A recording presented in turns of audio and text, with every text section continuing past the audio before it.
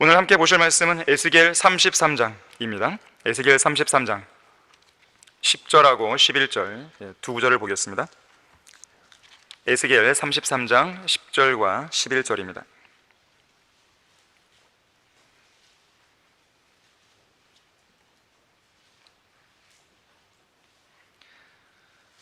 자, 10절 보시면, 그러므로 오 너 인자야, 이스라엘 집에 말하라. 너희는 이같이 일러 말하기를, 만일 우리의 허물과 죄들이 우리에게 있어 우리가 그 가운데 쇠약해지면 우리가 어찌 살 수 있으리요 하라.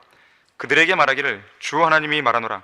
내가 살아있는 한 내가 악인의 죽음을 기뻐하지 아니하고 악인이 그의 길에서 돌이켜서 사는 것을 기뻐하노니 너희는 돌이키라. 너희는 너희 악한 길에서 돌이키라. 오 이스라엘 집아, 너희가 어찌하여 죽으려고 하느냐 하라. 다 같이 말씀을 위해 기도하겠습니다. 감사하신 하나님 아버지, 오전에 이어서 이 오후에도 아름다운 예배 분위기를 조성시켜서 감사드립니다. 다시 한번 저희들의 마음을 주님의 영으로 채워주십시오. 주님께서 지각을 열어주시고 지성의 눈을 밝혀주셔서 이 시간 우리 각자에게 하시고자 하시는 주님의 뜻과 또 주님의 음성을, 또 주님의 그 의도를, 또 주님의 말씀을 잘 깨닫고 마음속에 새길 수 있도록 도와주십시오. 하나님의 말씀만이 우리의 마음과 생각을 변화시킬 수 있는 강력한 힘이 있습니다. 그 힘을 이 시간 우리가 경험할 수 있도록 도와주십시오. 우리의 마음과 생각을 변화시키고 우리의 행동을 변화시키고 우리의 삶 가운데 풍성한 열매를 맺을 수 있도록 주님께서 강력하게 역사해 주십시오. 주 예수 그리스도 이름으로 기도했습니다. 아멘. 자살 증후군, 말씀의 제목은 자살 증후군입니다. 어떠한 질병에 걸렸을 때 나타나는 여러 가지 상태나 이상한 모양들, 이걸 보통 증후 하죠. 증후, 혹은 징후, 증상, 다 같은 비슷한 용어인데요. 그리고 그런 증후가 한 개가 아니라 두 가지 이상일 때 증후군이 되는 거예요. 증후군. 자살 증후군 하면 자살의 징후들을 나타내는 것이죠. 여러 가지 징후들이 있는데 그 중에서는 주로 이런 징후들이 나타난다 그래요. 이 SNS에다가 내가 소리 없이 사라지면 좋겠어, 그냥 죽었으면 좋겠어, 이런 등등의 직간접적인 방식으로 자주 죽음에 대해 이야기를 꺼내다 그래요. 아니면 지나치게 자기를 비하하는 내용이라든지, 또는 식사나 수면 리듬이 갑자기 바뀌었다든지, 대화를 피하고 혼자 있고 싶어 한다든지, 공격적이고 충동적으로 행동한다든지, 더 심하면 이제 자살에 대한 구체적인 계획이나 방법을 찾는다든지, 이런 징후들이 보통은 나타난다고 합니다. 이 세상에는 어떻게 해서든지 아등바등하며 살려고 애쓰는 사람이 있는가 하면, 요즘 같은 세상에서는 더 심한데 자신의 삶을 쉽게 포기하고 유명을 달리하는 사람들도 종종 발견하죠. 2022 자살 예방 백서에 따르면 우리나라 자살률이 이 OECD 국가에서 여전히 부동의 1위, 씁쓸한 1위를 차지하고 있다는 결과를 봤습니다. 특히 10대에서 30대 사이에 속한 청소년과 청년들의 사망 원인 1위가 자살이라고 그래요. 그 비율을 보면 여러분들이 더 충격적일 텐데요, 10대에 사망한 사람들의 41%, 거의 절반에 육박하는 거잖아요. 또 20대에 사망한 사람들의 54%, 30대에 사망한 사람들의 39%, 이들이 다 자살로 죽었다 그래요. 그러니까 쉽게 말해서 아직 40세도 채 안 된 나이에 누군가가 죽었다는 부고장이 여러분에게 날아오게 되면, 이 10명 가운데 4명이 자살로 죽었다는 그런 이야기가 되는 거예요. 자살의 주된 원인을 보니까 스트레스나 우울증이라고 그러죠. 특히 청소년들을 조사해 보니까 청소년들 이 3명 중에 1명은요 우울증을 경험한다 그래요. 물론 정도의 차이는 있지만 가벼운 중증 정도의 우울증은 다 경험한다 그럽니다. 공부에 대한 스트레스가 가장 큰 거죠. 그리고 7명 가운데 1명은 정말 심한 우울증을 겪는다 그럽니다. 학생들이 참 불쌍합니다. 불쌍해요. 맨날 입시 제도는 바뀌죠. 거기에 맞추느라고 학부모나 학생들은 전전긍긍하죠. 서울 크리스천 중고등학교는 정말 행복한 학교입니다. 자, 그런가 하면요, 겉으로는 자살이 아닌 것처럼 보이게 하면서 자살의 길을 선택하는 사람들도 있습니다. 도대체 이게 무슨 말인가 싶을 텐데요, 약 4년 전에 이 오스트레일리아의 최고령 과학자 데이비드 구달이라는 박사가 있었습니다. 이 사람은 어떤 불치병에 걸리진 않았는데 스스로 생을 마감하기 위해서 이 스위스 바젤로 떠났어요. 당시 그의 나이는 104세였다 그래요. 저명한 식물학자였던 그는 얼마 전부터 건강이 악화되기 시작하자 앞으로는 혼자 힘으로 생활하기 어렵다고 판단했고요.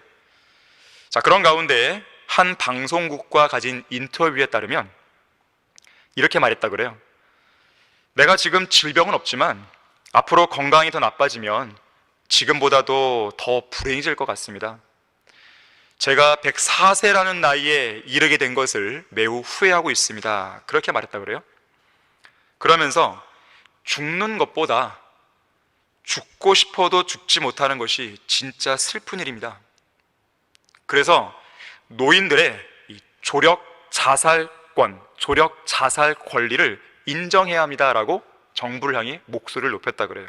조력 자살 들어보셨습니까? 조력, 누군가가 도와주는 거잖아요. 자살을 할 건데 누군가가 도와줘서 도움을 받아서 하는 자살이에요.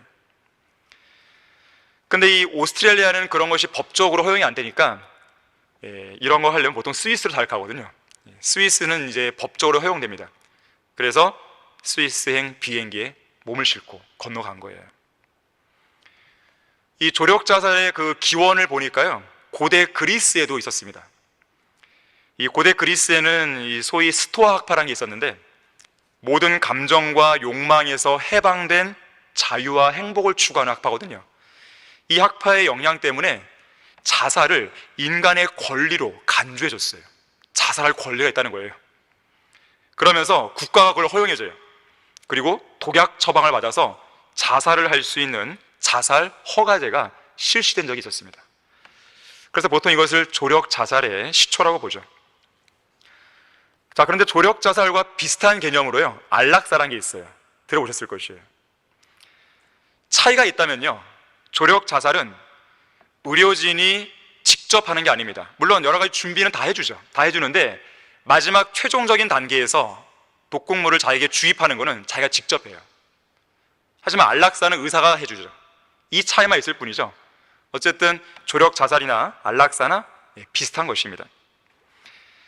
스위스에 도착한 데이비드 구달 박사는 기자회견에서 이렇게 말했어요. 나는 더 이상 삶을 지속하고 싶지 않습니다. 이렇게 스위스에서 조력 자살을 통해서 생을 마칠 수 있는 기회를 얻게 되어 행복합니다. 그러면서요, 이 자신이 생의 마지막 순간에 듣고 싶었던 교향곡이 있었습니다. 베토벤 교향곡 9번 사악장 합창곡 환희의 송가, 이걸 들으며 죽겠다는 거예요. 실제로 이 사람은 그 곡을 들으면서 눈을 감았다 그래요. 제가 지금 한 사람만 얘기했지만요, 이런 사람들이 꽤 있습니다. 여기 좀 연세가 있으신 분들은 아시겠지만 이 알랭 들롱, 프랑스의 미남 배우, 현재 그의 나이가 87세인데요 안락사를 결심했다 그래요. 2019년에 뇌졸중으로 쓰러진 적이 있었던 그는 지금보다 건강이 더 악화되면 안락사하기로 결정했다 그럽니다. 그의 그런 결정을 어떤 뉴스가 보도했더니 그 기사에 댓글이 달립니다. 사람들의 댓글이 달리는데 이런 댓글이에요. 죽는 거라도 행복하게 죽고 싶다. 이런 안락사를 갈망하는 사람들의 댓글이 쇄도했다고 합니다. 안락사란 뜻이 뭡니까? 안락사의 뜻이 편안하고 즐거운 죽음이란 뜻입니다. 보통은 회복될 가망이 전혀 없는 중환자들의 고통을 덜어주기 위해서 인위적으로 약물을 주입해서 고의적으로 죽이는 거예요. 하지만 여러분들 분명히 아십시오. 조력 자살이든 안락사든 그건 살인입니다. 살인이고 자살인 것이에요. 너는 살인하지 말지니라. 성경은 분명히 언급하고 있어요. 8번이나 이 명령이 주어집니다. 다른 사람을 죽이든 자기 자신을 죽이든 어떤 형태의 살인도 용납되지 않는 거예요. 오늘 본문에서는 주 하나님이 말하노라, 내가 살아있는 한 내가 악인의 죽음을 기뻐하지 아니하고 악인이 그의 길에서 돌이켜서 사는 것을 기뻐하노니 너희는 돌이키라. 너희는 너희 악한 길에서 돌이키라. 오 이스라엘 집아, 너희가 어찌하여 죽으려고 하느냐 그랬어요. 자, 너희가 어찌하여 죽으려고 하느냐. 자, 첫 번째로요, 굳이 자기 스스로 영원한 형벌의 장소인 지옥의 불길로 뛰어들려고 하는 죄인들이 있습니다. 굳이 애써 지옥으로 가려고 하는 거예요. 죽으려고 하는 것이죠.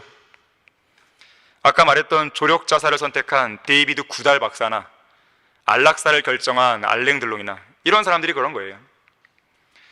오늘날에는요, 이 선진국들이 최고령 사회로 진입하게 됩니다.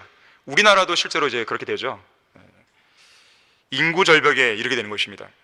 그러면서요, 품위 있게 죽을 권리, 존엄하게 죽을 권리에 대한 그 요구가 점점 높아지고 있다고 그래요. 그래서 그런 분위기에 편승한 사람들은요, 자신의 죽음도 결국 자기가 선택하는 것이다, 이런 식의 오만한 주장을 하면서 안락사이니 조력자살이니 이런 말로 자살을 정당화시키고 자살을 아름답게 미화시키는 그런 경향들이 있게 됩니다. 자, 하지만 그런 행동은 인간의 모든 생명을 주관하시는 하나님께 반기를 드는 행동이에요.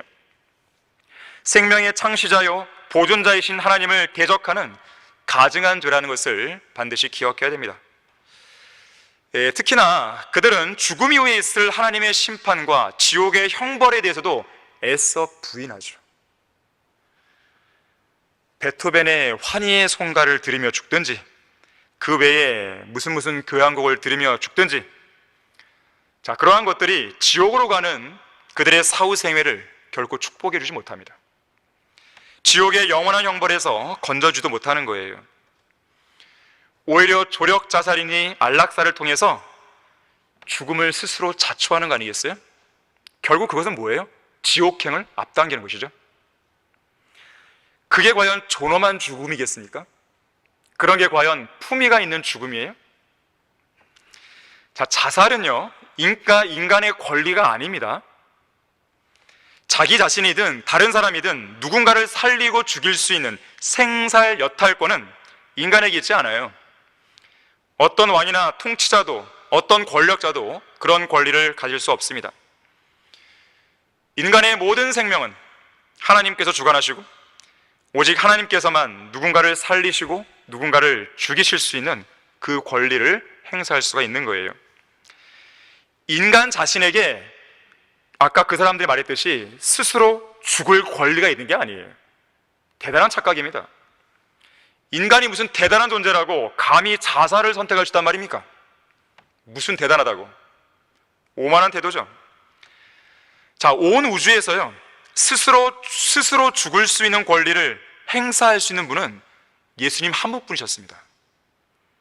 그래서 예수님이 말씀하시죠. 아무도 생명을 내게서 빼앗을 자가 없으나 내 스스로 그것을 내어놓느니라. 나에게는 생명을 내어놓을 권세도 있고 또 그것을 다시 얻을 권세도 있노라. 다른 사람은 없어요. 예수님만 가지고 있습니다. 그래서 실제로 예수님께서는 십자가라는 그 제단 위에 올라가셔서 스스로 목숨을 내어놓으신 거예요. 일종의 자살이죠. 다른 말로 표현하자면. 왜 그런 일을 하신 것인가? 인류를 구원하시기 위한 겁니다. 우리의 죄를 제거하시고 우리를 지옥에 안 보내시기 위해서 하신 거예요. 바로 그 목적을 위해서 자신의 몸을 하나님의 진노의 심판과 저주 아래 내어주신 겁니다. 그 몸을 십자가에 못 박도록 불법자들의 손에 스스로 내어주신 거예요. 그들이 뭐 위대해서 예수님을 죽인 게 아니란 말이에요. 주님이 허용하지 않으면 그들은 죽일 수 없어요. 손을 댈 수 없습니다. 자, 이렇게 하신 것은 분명히 위대한 사랑의 결과였던 거예요. 우리를 강권하시는 그리스도의 사랑은 어떤 이유를 불문하고 자신을 죽음에 내어주신 사랑이었습니다. 다 이뤘다라고 외치시면서 스스로 목숨을 내어주신 거예요. 이것이 바로 인류가 죽음을 피할 수 있는 길이었습니다. 하나님의 진노를 피하고 영원한 불못을 피할 수 있는 그 길을 이 방법을 통해서 주님은 마련해 주신 거예요. 하지만 세상은 어떨까요? 피할 수 있는 길이 분명히 있는데 구태여 아주 고집스럽게 지옥으로 향해 달려가고 있는 것이죠. 예수 그리스도를 믿지 않으면 지옥에 간다고 거리에서 외치면 이런 사람들도 있잖아요.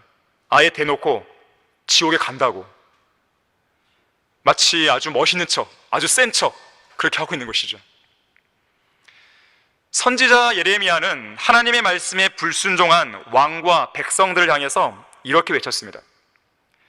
어찌하여 왕과 왕의 백성들은 칼과 기근과 전염병으로 죽으려 하나이까? 왜 죽음을 자초하냐 이거예요. 하나님의 명령을 듣고 피할 수 있는데, 피할 길이 분명히 있는데 그 피할 방법을 주님이 제시해 주셨는데 왜 굳이 머리를 들이밀고 죽으러 가냐 이거예요. 가장 어리석은 사람들 아니겠습니까? 칼과 기근과 전염병. 하나님께서 인류를 심판하실 때, 어떤 나라를 심판하실 때, 이스라엘을 심판하든 이방 민족을 심판하든 하나님께서 사용하시는 대재앙입니다. 대표적인 세 가지 재앙. 칼, 기근, 전염병. 칼은 전쟁이죠, 전쟁. 기근은 말 그대로 기근이죠. 가뭄이나 홍수처럼 자연재해로 인한 흉년의 결과물일 수도 있지만 식량봉이 끊어지는 거예요. 먹을 게 없어집니다. 전염병, 에이즈, 에볼라, 메르스, 사스, 지금 우리가 경험하고 있는 코로나19 팬데믹. 자, 하지만 세상 사람들은 이런 재앙들을 보면서 하나님이 내리신 심판이다, 하나님이 내리신 징계다 이렇게 생각하지 않습니다. 그저 우연이라고 생각하거나 누군가의 부주의나 중국 탓이라든지 날씨 탓이라든지 천재지변이겠지. 자, 만일 누군가가 이러한 것들은 하나님의 징계요, 하나님의 심판이라고 외쳐대면 세상 사람들은 그 사람을 가리켜 정신병자로 말할 것이에요. 여러분 기억하셔야 돼요. 대재앙을 통한 하나님의 징계는 우연히 오는 게 아니에요. 코로나19 팬데믹은 죄에 대한 하나님의 심판이고 저주이고 죄인들을 향한 하나님의 분노고 진노의 표시예요. 에볼라 바이러스, 유행성 독감, 에이즈, 메르스, 사스, 코로나19 등 전염병으로 인한 팬데믹은 하나님의 말씀을 경시하는, 하나님의 말씀을 멸시하는 그 풍조에 항상 뒤따라오는 모습이에요. 말씀을 경시하면 하나님께서 반드시 이런 것들을 쳐버리시는 거예요. 오늘날 보세요. 이 배교한 시대에 하나님의 말씀을 존중하는 국가가 어디 있습니까? 기독교 종주국이라고 하는 미국마저도 말씀을 저버렸잖아요. 멀리 갈 곳도 없이 이 나라를 보세요. 과연 어떤 교회들이 하나님의 말씀을 존중하나요? 말씀을 지키기 위해 노력하나요? 이게 단순히 어떤 교회를 비방하기 위한 것입니까? 이 말이? 현실이에요, 현실. 현실을 직시할 수 있어야 됩니다. 현실을 직시해야 올바른 영적 분별이 생길 수 있어요. 그래야만 내가 선을 행할 것이냐, 악을 행할 것이냐, 하나님의 편에 설 것이냐, 아니면 마귀의 편에 설 것이냐, 이것이 결정되어 버리는 것이에요. 예수 그리스도를 믿는다고 자처하는 교회들도 진리의 말씀을 저버렸어요. 자, 그런데 중요한 게 있어요. 하나님께서 인간의 죄에 대해서 심판하시는 거는요, 그 심판의 궁극적인 목적은 그 사람들을 아예 멸망시켜버리고 그 사람들에게 아예 고통만 주고, 이것이 궁극적인 목적이 아닙니다. 그들을 고통스럽게 하는 가운데에 뭘 깨닫게 하시기 위한 거예요? 나 하나님이 바로 너희들을 구원할 수 있는 유일한 주님이라는 거예요. 예수 그리스도를 믿고 돌아서라는 것이죠. 구원받으라는 것이죠. 그것이 핵심이죠. 너희들 죄 지었으니까 하나님의 심판 속에서 그냥 죽어, 그게 아니에요. 돌아서라는 것입니다. 자, 완고한 죄인들은요, 예수님 믿기를 거절해요. 분명 그들도 코로나19에 감염되어 죽을까봐 두려워하잖아요. 어떤 재앙으로 인해서 죽을까봐 두려워하잖아요. 또한 성경의 경고대로 혹시 정말 지옥 가는 거 아니야? 두렵잖아요. 어떤 큰 질병에 걸리면 내가 죽는 거 아니야? 그리고 지옥 가는 거 아니야? 두려움을 느끼잖아요. 자, 두려움을 느끼는 바로 그 순간이 중요하죠. 그 순간에 예수 그리스도를 믿고 구원받는다면 하나님께서 그 사람을 향해 내리신 재앙의 목적이 그대로 잘 실현된 것이에요.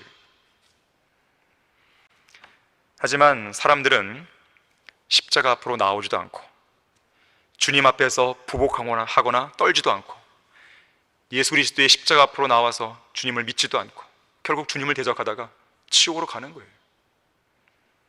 인간의 완고함은 치료할 수가 없어요. 자, 그러나 하나님의 뜻은 죄인들이 멸망하지 않는 겁니다. 죄인들이 멸망하는 걸 기뻐하지 않으세요. 악인들의 멸망을 기뻐하지 않습니다. 하나님께서 진노를 쏟는 것을 좋아하시기 때문에 그런 게 아니에요. 심판을 내리기를 좋아하시는 분이 아닙니다. 그래서 하나님께서 참을 때까지 참으시는 거예요.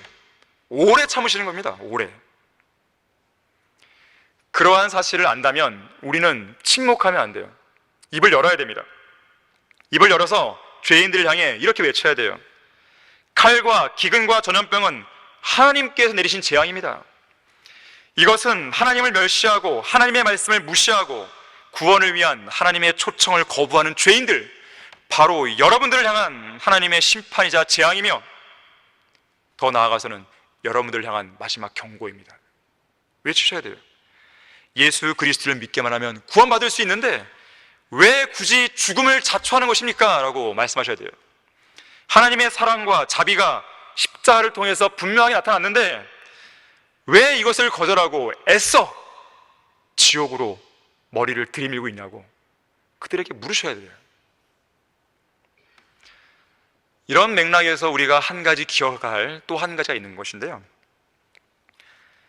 우리는 죄인들이 받아야 할 심판과 멸망을 지켜보시면서 슬퍼하고 계시는 하나님의 마음을 헤아릴 수 있어야 됩니다. 초림 당시에 예수님께서는 멸망을 앞둔 예루살렘 도성을 보시면서 우셨어요. 멸망을 앞두고 있는데 그 사실을 모르는 예루살렘 성읍 사람들은 그저 태평이죠. 천하태평이죠. 하지만 앞날을 아시는 주님께서는 그 성읍을 보며 우셨어요. 마찬가지예요. 지금도 하나님께서 이렇게 재앙을 내리시는데 돌이키지 않는 그 죄인들, 완고한 죄인들, 그들이 불을 보듯 뻔하듯이 영원한 불못으로 터져질 거 아니겠습니까? 자, 그걸 생각하신 하나님께서 눈물을 안 흘리실까요? 슬퍼하시는 거예요. 연민을 느끼시는 것이죠. 여러분은 슬퍼하시는 하나님의 마음을 진심으로 헤아릴 수 있어야 됩니다. 우리는 하나님께서 슬퍼하실 때 함께 슬퍼해야 돼요.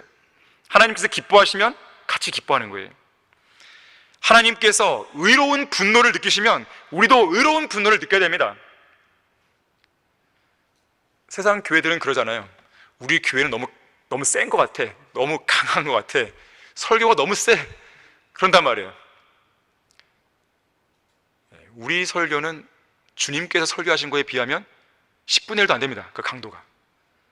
그래도 최소한 이 독사들아 그런 말 안 하잖아요. 제가 이 뱀들아 이런 거 안 하잖아요. 그렇잖아요. 이 저주받을 그런 말 안 하잖아요.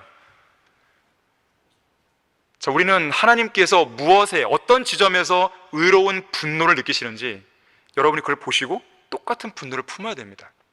단순히 누구를 미워하고 정죄하기 위한 것이 아니에요. 우리가 의로운 분노를 함께 표출하는 이유는 그들이 돌아오라는 것이죠. 다른 메시지가 있는 게 아닙니다. 불났는데 불이하라고 해야죠. 불이하실 수 없잖아요. 만약에 우리 성경대로 믿는 그리스도인들마저도 하나님의 슬픔을 헤아리지도 않고 하나님의 엄중한 경고를 전하지도 않는다면 이 나라는 희망이 없습니다. 너희가 어찌하여 죽으려고 하느냐? 두 번째로요, 구원받은 그리스도인은 자살하지 않습니다. 자, 물론 자살을 했다고 해서 무조건 구원받지 못했다거나 이미 받은 구원을 잃어버렸다고 말할 수는 없어요. 하지만 하나님의 은혜로 구원받고 영원한 생명을 소유한 그리스도인이 하나님이 주신 이 소중한 육신의 생명을 제멋대로 포기하는 자살을 선택할 이유가 없죠.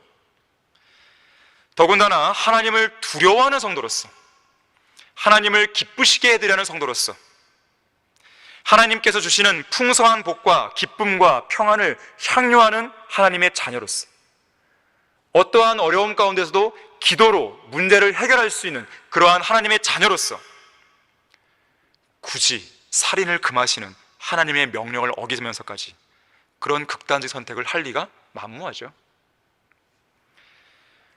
한 번은 자칭 그리스도인이라고 하는 어떤 여인이 자신이 자살하려는 이유에 대해서 글을 쓰고 있었습니다. 내가 왜 자살하는지 유서를 쓰고 있는 거예요. 자, 그런데 그녀가 그렇게 자살할 수밖에 없는 문제들과 잘못들과 자신의 인생에서 꼬였던 그런 문제들을 쭉 써내려가다가 갑자기 하나님께서 자신에게 내려주신 복을 세어보라는 그 찬송가 가사가 생각났어요. 오전의 특성이었죠. 그동안 자신이 하나님으로부터 받은 복들에 대해서 하나씩 써봤다 그럽니다. 그러자 그녀는 자살하기 위해서 지금까지 쓰고 있던 유서를 더 이상 쓸 수가 없다 그랬어요. 자기가 써 내려갔던 이 복들을 차분히 읽어본 후에 그녀는 이렇게 고백합니다. 내가 받은 복이 이렇게 많았어? 그렇다면 죽을 수 없지. 그래, 살아야 한다. 이렇게 돼버린 것이에요. 여러분들이 힘들고 지치고 낙심하는 상황들이 벌어질 때요, 다른 거 생각하지 마시고요, 하나님께서 나를 구원하신 이것부터 시작해서 한번 차분히 써보시는 거예요. 나에게 주신 것들을 하나씩 써보는 겁니다. 그게 작은 것이든 큰 것이든 관계없어요. 여러분이 닥친 그 불행, 나에게 닥친 그런 어려운 문제들, 그것에 파묻혀 있지 말고 그 자리에서 일어나서 잠시 머리를 좀 전환하셔갖고 나에게 주신 복이 뭔지를 써보는 거예요. 그리고 써보면서 세어보는 거죠. 복을 세어보려요. 세어보려면 그 복이 뭔지를 알아야 될 거 아니겠어요? 근데 여러분들 그 찬송가 가사를 보게 되면요, 이 복을 세어보라 그럴 때 무슨 뭐 좋은 환경에 세어봐라 그런 말 안 합니다. 어떤 문제가 생길 때, 어려움이 닥칠 때, 그럴 때마다 복을 세워보라고 얘기하는 거예요. 지금 우리 가운데 어려운 문제에 직면한 사람이 있다면 지금 하나님의 복을 세워볼 수 있는 적기입니다. 적절한 타이밍이에요. 그렇게 하다 보면 여러분은 그 슬픔에서 벗어날 수 있으실 거예요. 신약에는요, 생애의 마지막 순간에 자살을 선택한 인물 하나가 나옵니다. 바로 유다 이스카리옷이에요.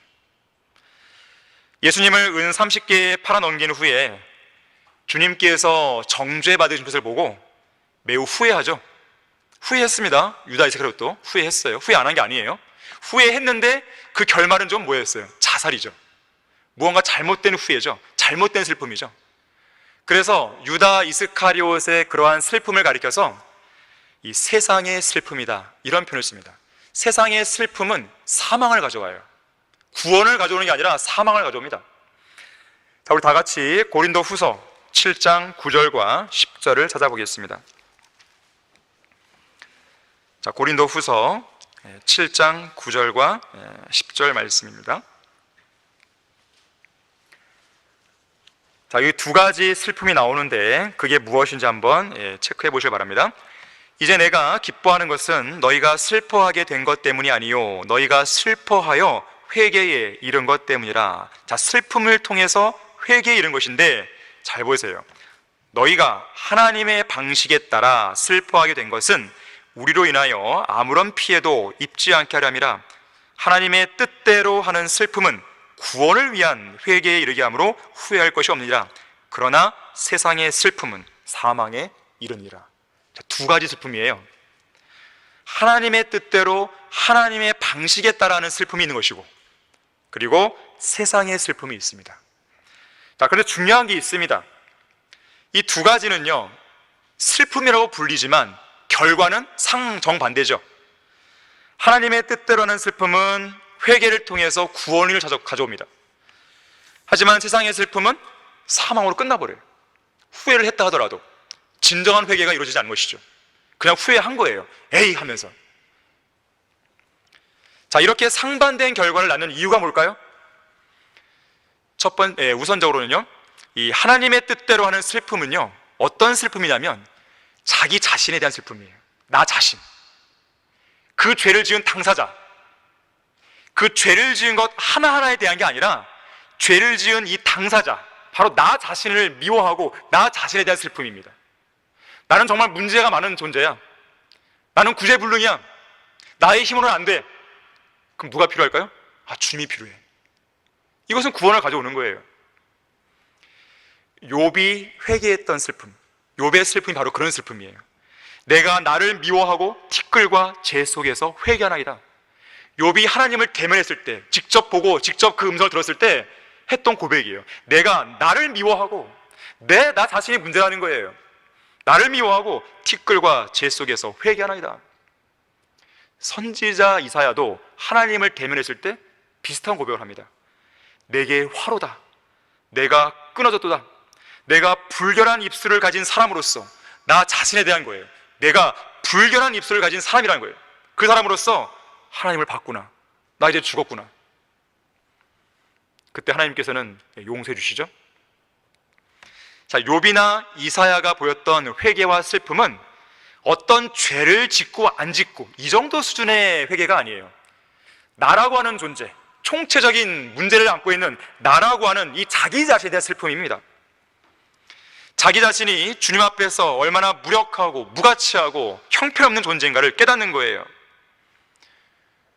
그러면서 나 스스로는 의롭게 될 수가 없구나.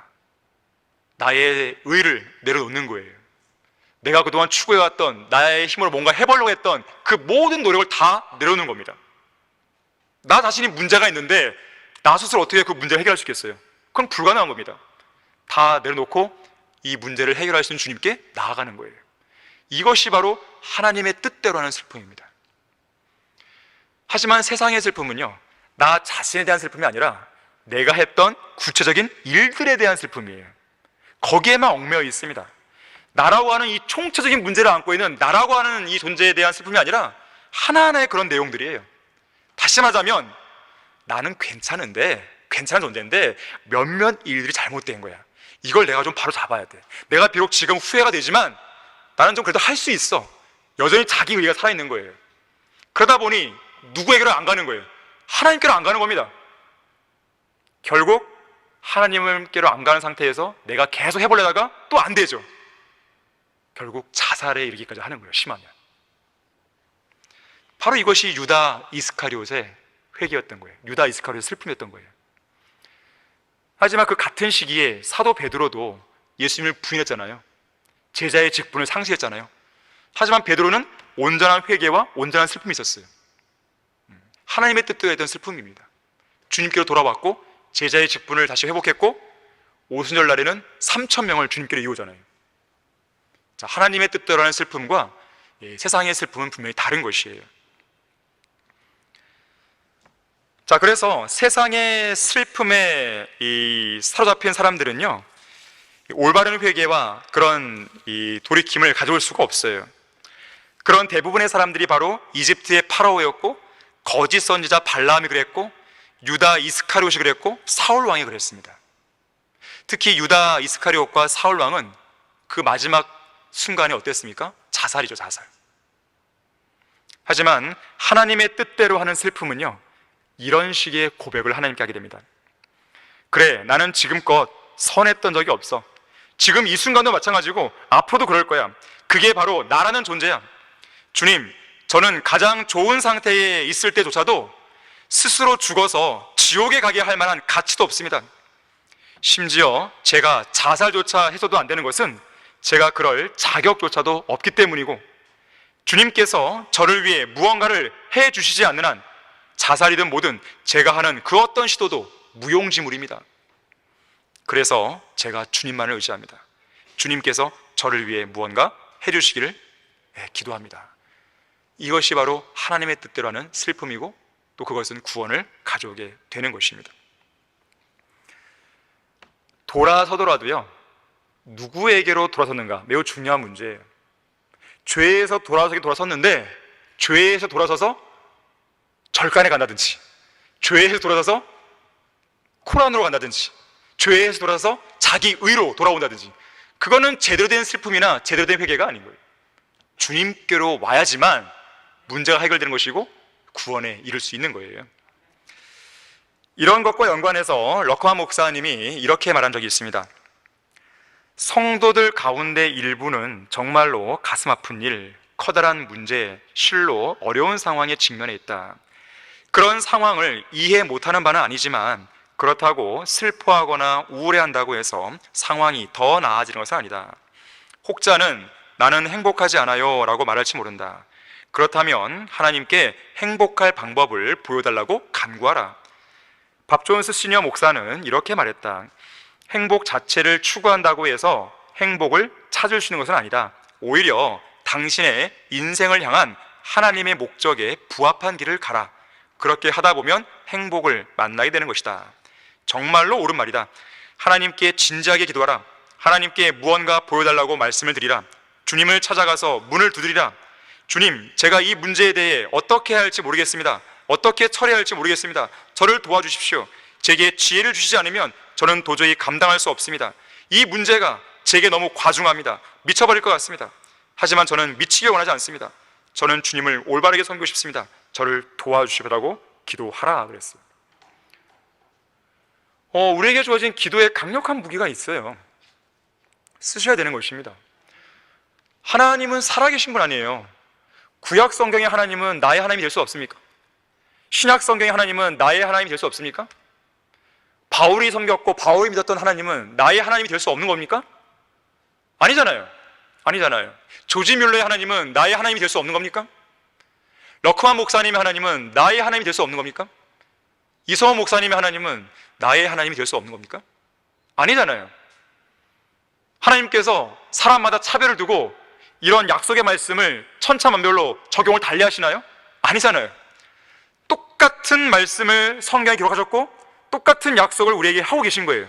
다만 누가 정직하게 그리고 확실하게 주님을 신뢰하는 가운데 이 말씀을 붙들고 있느냐, 이 문제죠.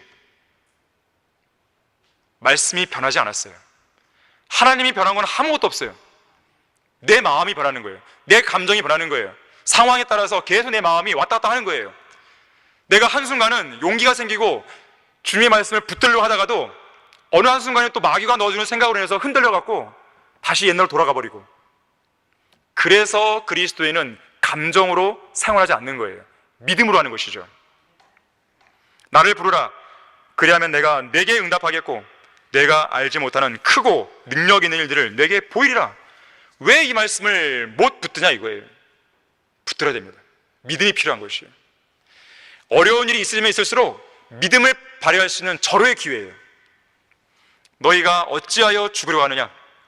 세 번째로요, 영적인 자살을 시도하는 그리스도인들이 있습니다. 물론 그리스도인은 자살하지 않지만 어떤 면에서는 그리스도인도 자살하는 경우가 생기는데요, 한번 잘 들어보세요. 이런 자살은 언제 나타나냐면 지속적인 하나님의 엄중한 경고에도 불구하고 반복되는 죄에서 벗어나지 못할 때예요. 지금 당장 죄의 자리에서 나와야 되는데 그렇게 못할 때 자살의 길을 가게 됩니다. 결국에 이거는 뭐 실제로 내가 자살한다 그 말이 아니고 죄짓고 자백하고 계속 다람쥐 쳇바퀴 돌듯이 굴러가는 그런 반복되는 실패 속에서 그의 영적인 삶은 계속 피폐해져 갑니다. 그런 가운데 끊임없이 영적으로 자신을 죽여가는 것이죠. 그런 반복되는 죄로 인해서 하나님께서는 계속 징계를 가하시죠. 계속 징계를 받게 되면 몸이 약해지죠. 병들죠. 심지어 죽기까지 하는 거예요. 자, 이런 의미에서의 자살을 이야기하는 겁니다. 물론 하나님께서 그 성도의 반복되는 죄 때문에 징계를 하셔서 심지어 죽음에까지 이르게 하시지만 결국 그것을 자초한 장본인은 누구예요? 바로 그 성도잖아요. 일종의 자살을 해버린 겁니다. 반복되는 죄에서 빠져나와야 돼요. 반복되는 죄는 스스로 자살하는 꼴이 되는 것입니다. 서두에 안락사 얘기를 했는데요, 이 안락사에도 두 가지 종류가 있다 그래요. 이 적극적인 안락사와 소극적인 안락사가 있어요. 이 적극적인 안락사는요, 식물인간이나 말기암 환자에게 의사가 직접 환자의 목숨을 빼앗을 수 있는 치명적인 약물을 직접 주입하는 것, 이것이 적극적 안락사예요. 소극적인 안락사는요, 이 의식이 없는 환자에게요, 생명 유지에 필요한 어떤 치료 행위가 있을 거 아니겠어요? 그 행위를 계속하지 않고 그냥 중단해버리는 거예요. 그러면 자연스럽게 죽겠죠. 이것이 소극적인 안락사예요. 적극적인 것은 독극물을 주입하는 것이고요, 소극적인 것은 원래 해야 될 치료를 안 해버리는 것이에요. 자, 이것이 그리스도인의 영적 자살에도 적용해 볼 수 있는데, 예를 들면 앞에서 언급했던 것처럼 하나님과 그분의 말씀에 불순종해서 계속 죄를 짓고 또 짓고 특정한 죄를 계속해서 반복해서 짓는 것, 바로 이것이 적극적인 영적인 안락사입니다. 계속 죄를 지음과 동시에 그 죄의 독극물이 계속 들어오는 거 아니겠어요? 스스로를 계속 죽이는 거예요. 죄의 삭은 사망이요, 육신을 따라 살면 죽을 것이다. 그 경고를 알고 있음에도 불구하고 계속 죄를 지음으로써 스스로 그런 적극적인 안락사를 영적으로 취하고 있는 것이죠. 반면에 그리스도인의 소극적인 안락사는 뭐냐면, 그리스도인이 영적 생명과 영적 성장을 위해 지속적으로 공급받아야 되는 게 있잖아요. 영적인 양식, 또 영적인 호흡인 기도, 또 우리에게 활기와 영적인 어떤 열정들을 불어넣을 수 있는 구령, 이런 것들을 내가 안 해버리면 어떻게 됩니까? 나를 죽이는 거예요. 그것도 소극적인 안락사입니다. 말씀과 기도와 구령, 이 세 가지는요, 여러분들이 다른 건 다 포기해도 이것만큼 포기하시면 안 됩니다. 가장 기본적인 거예요. 이것만이라도 여러분이 잘하면요, 그 사람은 계속 성장이 돼 있어요. 이 중에 어느 것 한 가지를 잘 못하기 때문에 어딘가 이 믿음의 생활이 삐뚤어지게 되는 것이에요. 뭔가 삐딱하게 되는 것이고 불안해지는 것입니다. 하지만 이것을 잘하게 되면 그 사람은 성장해 나가는 것이거든요. 자, 이것을 안 하게 되면 바로 이것이 소극적 안락사가 되어오는 것입니다. 이 인간의 그 주요 세 가지 핵심 장기가 있다고 그래요. 뇌하고 이 심장하고 폐입니다. 이 중 하나의 장기가 문제가 생기면요, 다른 두 개의 장기에도 문제가 생깁니다. 그래서 심장이 멈추면 결국 폐나 뇌가 죽게 돼요. 바로 그것이 의학적으로 사망 선고가 되는 거예요. 마찬가지로 이 심장이 멈추면 나머지 두 개의 중요 장기가 또 멈춰요. 또 뇌가 멈추면 마찬가지입니다. 이 세 개가 주요 장기예요. 어느 하나가 멈추게 되면 그냥 끝나는 거예요. 그래서 의학적으로 의사들이 누가 사망했습니다, 이 사망 선고할 때요, 바로 그걸 보고 사망 선고합니다. 성경적으로 본다면 사망이라고 하는 것, 죽음이라고 하는 것은요, 혼이 떠나는 거예요. 라헬이 죽을 때 그 얘기를 하거든요. 창세기에서. 혼이 왜 떠날까요? 하나님께서 영을 거두하셨기 때문에 그래요. 호흡을 거두하신 거예요. 의학적인 죽음과 상당히 맞닿아 있습니다. 폐는 호흡과 연관되어 있잖아요. 자, 그래서 그게 죽음인데, 우리가 기도라고 이야기할 때요, 기도는 마치 숨을 쉬는 것 같잖아요. 단 한순간도 호흡을 쉬어서 안 되고 또한 그럴 수도 없잖아요. 그런데 일반적으로 사람의 호흡이 멈추면 4 내지 5분 후부터는 뇌 손상이 시작된다고 그래요. 10분이 넘어가면 뇌사 상태에 빠집니다. 그럼 결국 죽는 거거든요. 그래서 최초 4 내지 5분 안에 심폐소생술을 실시하면 환자의 사망과 뇌 손상을 막을 수 있는 확률이 높아져요. 4 내지 5분이라는 이 짧은 시간이 마지막 골든타임이에요. 영적인 골든타임도 있습니다. 어쩌면 이 자리에 앉아있는 성도 중에는 말씀을 오랫동안 안 읽었던 성도도 있을 것이에요. 그리고 규칙적으로 기도하는 시간들을 소홀히 했던 성도도 있을 것이에요. 전에는 열심히 구령의 열정을 가지고 거리에 설교하고 구령했던 성도들이 있다면 지금은 또 그것을 소홀히 하는 사람이 있을 것입니다. 자, 그러한 것들이, 그러한 간격이 길어지면 길어질수록 골든타임을 놓쳐버리는 거예요. 그 시간이 더 길어지기 전에 빨리 돌이켜야 됩니다. 너무 길어지면요, 나중엔 돌아오기가 쉽지가 않아요. 그 몇 배의 노력을 해야 됩니다. 자, 그래서 뇌사 상태, 영적인 뇌사 상태가 일어나기 전에 여러분들이 골든타임을 잘 지키시고 얼른 돌아와서 주님과의 교제를 회복하셔야 되는 것이죠. 자, 그런가 하면요, 이와는 좀 다른 각도에서 그리스도인이 마땅히 지녀야 할 영적 자살 증후군도 있습니다. 이거는 좀 긍정적인 의미가 있어요. 아까 서두에 말씀드렸던 영적 자살 시도, 적극적 안락사, 소극적 영적인 안락사, 이런 것들은 우리가 하지 말아야 되지만, 저 하늘의 본향으로 하루라도 빨리 가고자 하는 그 열망, 이런 열망에 따른 영적 자살 증후군은 얼마든지 좋은 겁니다. 빨리 가고 싶은 거예요. 우리 다 같이 빌립보서 1장 20절, 21절 찾아보겠습니다. 사도 바울은 그의 평생에 이런 영적 자살 증후군에 사로잡혀 있었다고도 과언이 아니죠. 빌립보서 1장 20절, 21절 보십시오. 바울의 간절한 기대가 뭔지를 보세요. 나의 간절한 기대와 소망에 따라 내가 어떤 일에도 부끄러움을 당하지 아니하고 항상 그러하듯이 지금도 온전히 담대하여 살든지 죽든지 그리스도가 내 몸 안에서 늘 높임을 받으시게 하려는 것이라. 이는 내게 사는 것이 그리스도니 죽는 것도 유익함이라. 자, 지금 보면은 바울에게 있어서 예수 그리스도를 높이는 일은 인생 최대의 목표이자 인생 최대의 열정이었습니다. 살든지 죽든지 오직 주님만 높여드리면 되는 거예요. 그런 바울에게는 자기에게 설령 사형 판결이 떨어졌다 하더라도 두려울 게 없는 거예요. 그리스도인의 담대함이라고 하는 것은 바로 여기에서 나오는 것이에요. 실제로 바울은 몸에서 떠나 주님과 함께 있기를 간절히 원했습니다. 거듭난 그리스도인은 장차 그리스도와 함께 살게 된다는 사실을 항상 의식하며 살아야 됩니다. 바울은 셋째 하늘의 낙원에 갔다 온 적이 있었죠. 그 이후로 바울은 더더욱 그곳을 바라보았고 하늘의 본향에서 거하게 될 그 소망을 마음속에 간직하며 살았어요. 그래서 이곳 지상을 하루속히 떠나서 예수 그리스도와 함께 있고 싶어 했습니다. 그러한 욕망이 늘 있었던 것이에요. 일종의 영적 자살 증후군이에요. 여러분에게도 이런 욕망이 있는지 보세요. 거기 22절 보십시오. 그러나 만일 내가 육신으로 산다면 이것은 내 수고의 열매니 무엇을 선택해야 할지 나는 아직 알지 못하노라. 내가 그 둘 사이에 끼어 있으니 내가 떠나서 그리스도와 함께 있을 욕망을 갖는 그것이 훨씬 좋으나 육신에 남아있는 것이 너희를 위하여 더욱 필요하리라. 이런 확신이 있으므로 나는 너희의 믿음의 진보와 기쁨을 위하여 너희 모두와 함께 계속 남아있을 줄 아노라. 이는 내가 너희에게 다시 감으로 너희의 기쁨이 예수 그리스도 안에서 나로 인하여 더욱 풍성하게 하려는 것이라 그랬어요.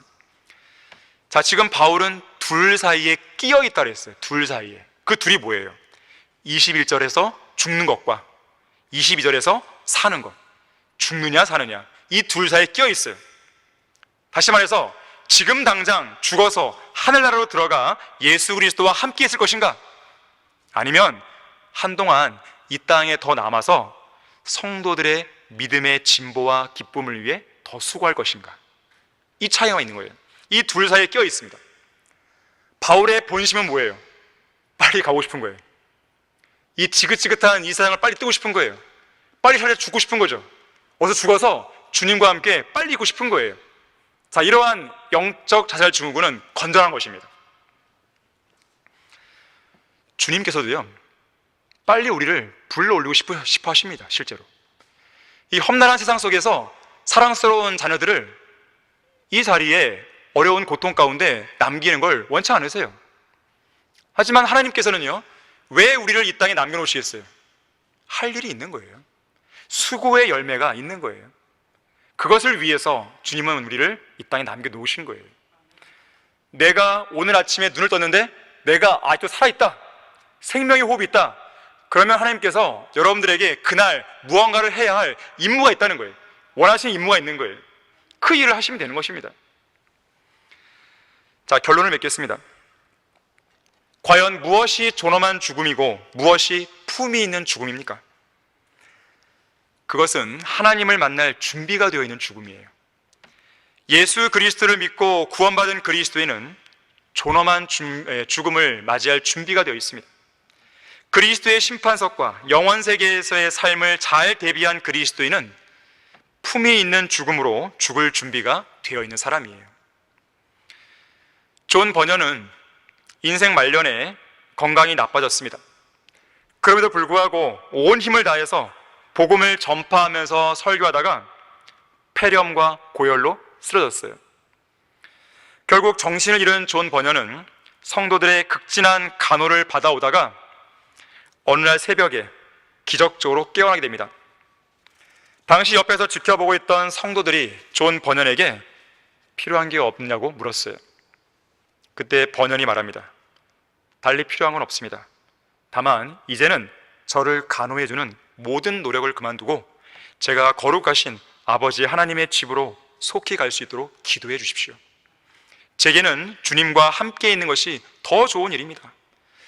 그리고는요, 잠시 후 새벽을 깨우는 햇빛을 향해서 두 팔을 벌리더니 주님, 저를 받아주십시오 라고 외친 후에 조용히 눈을 감았다 그래요. 자, 여러분은 하늘나라에 갈 준비가 되어 있으십니까? 죽을 준비가 되어 있습니까? 휴가 될 준비가 되어 있습니까? 자, 우리 그리스도인들의 죽음은 비참한 죽음이 아니에요. 그리스도인들의 죽음은 주님께서 보시기에 가장 존엄한 죽음이고 가장 품위 있는 죽음입니다. 우리는 울고불고 하면서 안 죽잖아요. 나 안 죽을래 하면서 안 죽잖아요.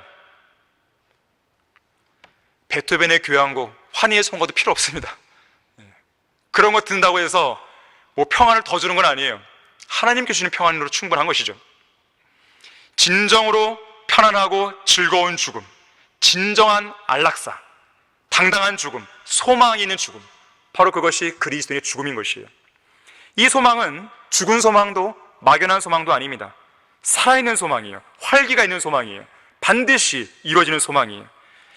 이 죽음은 살아있는 소망으로 가득 찬 우리의 믿음과 소망을 절대로 꺾을 수 없어요. 오 사망아, 너의 쏘는 것이 어디 있느냐? 오 음부야, 너의 승리가 어디 있느냐? 우리 주 예수 그리스도를 통하여 우리에게 승리를 주시는 하나님께 감사하노니 그러므로 나의 사랑하는 형제들아, 견고하라, 흔들리지 말라, 항상 주의를 넘치게 하라 그랬어요. 자, 이렇게 죽음 앞에서 담대하게 외칠 수 있는 성도는 이 세상에서 그리스도를 외에는 없어요.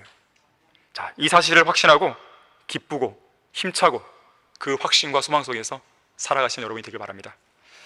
자, 다 같이 기도하겠습니다. 감사하신 아버지 하나님, 저희들에게 위대한 소망을 허락해 주셔서 감사합니다. 위대한 기쁨과 또 평안을 우리 마음속에 허락해 주셔서 감사합니다. 하나님의 말씀이 있기 때문에 우리는 확신을 가질 수 있고 또 그 확신 속에서 우리가 자신감 있게 이 믿음의 생활을 해나갈 수가 있습니다. 우리 가운데 혹이라도 낙심해 있는 성도가 있다면 오늘을 계기로 해서 다시 한번 일어날 수 있는 그런 시간이 될 수 있도록 도와주십시오.